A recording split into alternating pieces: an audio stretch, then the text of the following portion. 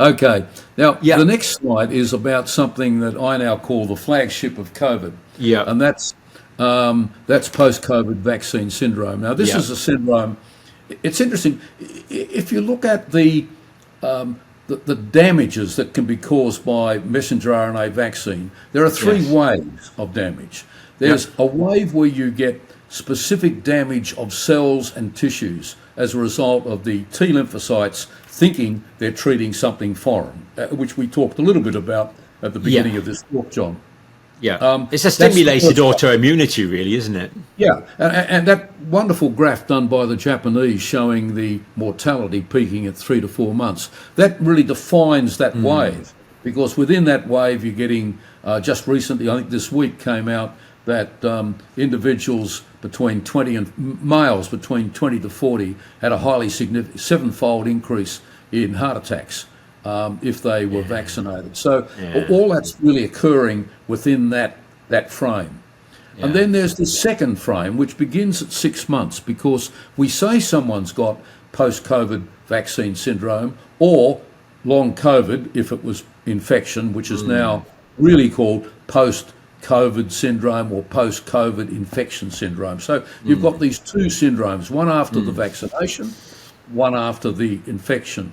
And they are this second wave, which starts at, well, it starts early, but we diagnose it at 3 to 6 months, and then it goes on and on. And then there's the third wave, which is really concerning, and we don't know enough about it yet, and that's genetic damage. Due to either reversal of genetic information, disturbance of the genome, misreading at the ribosomal level, so you can foreign proteins and amyloid being formed, all of those sorts of things that can occur. Now, the interesting thing about post-COVID vaccine syndrome is it is very similar to chronic fatigue syndrome. It's got the same characteristics, probably the same genetics, and it's the characteristic symptom is what I call energy-activated fatigue. If you try to do something, it bounces back on you. It's often associated with brain fog. The brain doesn't quite work. My classic example was a patient I had when I worked at McMaster in Canada. I set up the clinical immunology unit there many years ago, and she was a maths teacher, and she used to get a bus to see me, and I always put her on at the beginning of the clinic, because she always arrived after the clinic, because she'd sit there at the bus stop, and it would say McMaster University on the bus, and by the time she realised it was actually the bus she had to go to catch, the bus had gone. This cognitive dissonance or cognitive defects that these patients have. So we could talk a lot about this, and we'll talk a little bit about the treatment in one of the next slides. And of course, we don't know how big. I mean, I'm convinced we're in the third wave now. It's not recognised, but we don't know how big the third wave is going to be and how long it's going to last for. Exactly. We don't know what impact it's going to have on this and perhaps other generations. You're quite right. Yeah. Now, this is really also two very important graphs. Yeah. On the left, and this has just been published a couple of months ago, these people who tell you the post-COVID vaccine syndrome is rare, this is a graph looking done in Germany. And the people who did this study point out that all the other incidence studies are done by individuals who are underreporting because of high levels. They say it beautifully. They don't say they're cynics or they don't want to report it. They just say they have a high level of sensitivity. And passive reporting is always going to be low. This is a study of a population, 5,000 individuals, adults in Germany. And you'll see that the incidence of what was called long COVID is the same as the incidence of post-vaccine syndrome. Right. Exactly the same, 12%. 12%, basically 1 in 10 people are actually running around with post-vaccine syndrome who have been vaccinated, and 1 in 10 people who have had COVID. Now, these don't go on forever, and particularly the post-COVID ones most of them are much better within a year, although the vaccine ones tend, in my experience, to go much longer. So that's the first point. The first point is that there's no difference in incidence between long COVID and a very similar problem in post-vaccine syndrome. Yeah. Dominant symptom being, as you can see, the first 2 bars after, the second lot of 2 bars, you can see I think it's about 9%, I think. Yeah, tiredness, fatigue. It's fatigue. And then Yeah. you've got the cognitive issues and sleeplessness, etc.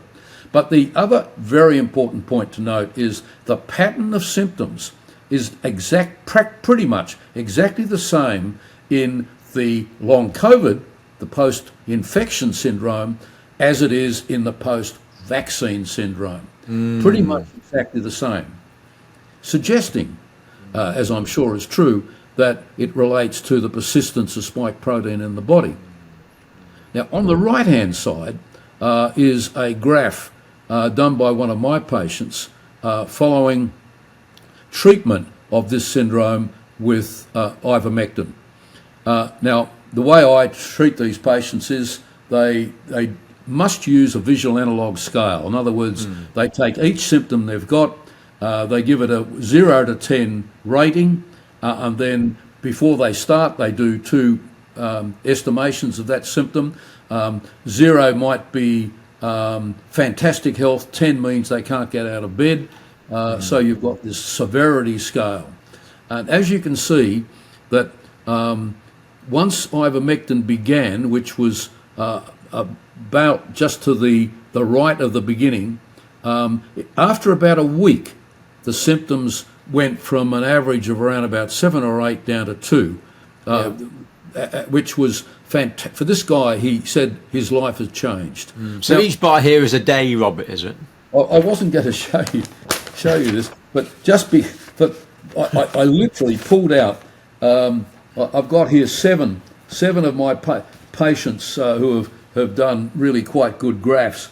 Most of them don't do very good graphs, so I had to pick the ones that had. But look, this is just my eyeballing of this, and you can see that that same downward slope occurs. Now, of those 7 people, 2 of them did not get better at all, didn't respond. So we're looking at the mean level here. About 60% of them do very well. They may require having an extra dose. They may require taking the ivermectin for weeks, months, and I've got one or two people taking it for a year or so. But if they stop it, the symptoms come back. So my assumption is that we know that ivermectin covers and binds the expression of spike protein in the body. And I think what you're doing is getting in between the spike protein and the immune response. Although data that came out again this week suggests that microclots may be incredibly important in promoting this protracted form of fatigue.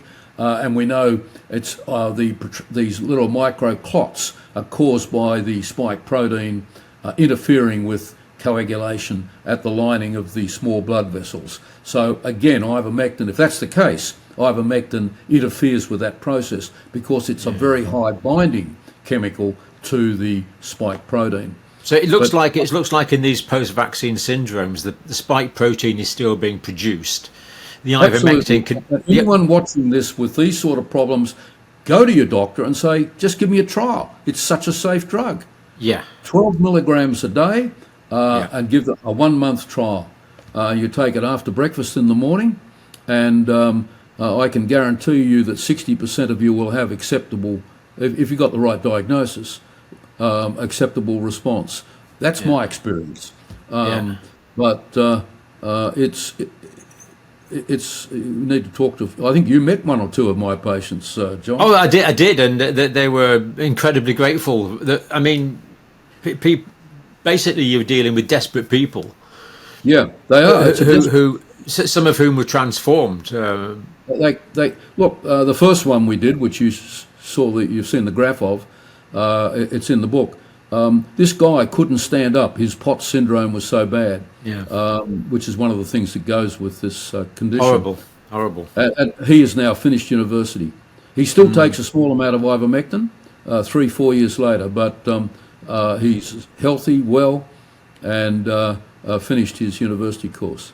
Yeah. So the ivermectin is binding the spike protein that's produced, but it looks like from this that the post-vaccine pathology is caused by the production of spike protein, but the ivermectin is only making inert the spike protein that is produced. It's not stopping the production of it.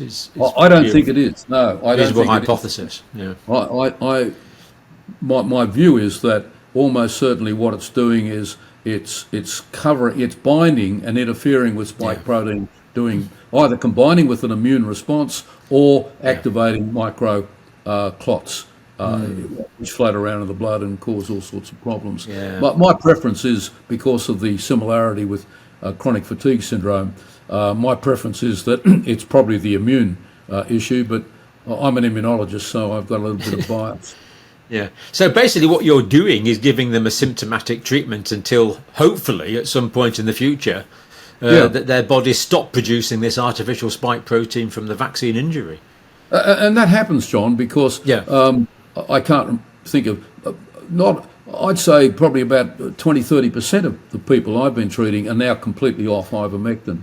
Right. And the only way you can find out at the moment, because we can't measure spike protein easily in the blood, at least in my country at the moment, is trial and error.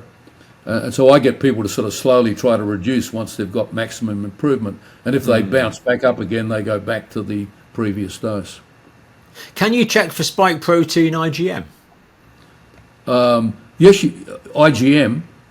Yeah. The sort of the immediately produced immunoglobulin. Oh, you can if you want to, but no one does. Right. Okay. No, the routine laboratories won't. No. Right. It's not a problem. Because that might give you a bit of an indicator of new.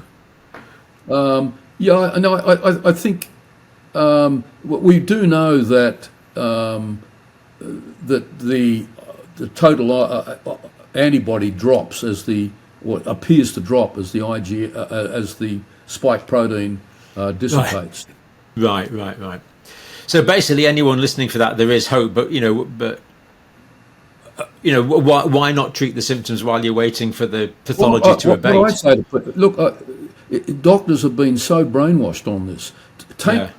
Take these slides and say that this is what's happening. Yeah. What have you got to lose? Yeah, absolutely. A very, very, very safe drug. I'm not I know Pierre Corey in the States is using similar treatment. He tells me, and I know that there are. I met a chap when I was talking up in Brisbane earlier this week, and he was telling me that he's been treating patients, and they all say they're getting benefit. Yep. Absolutely.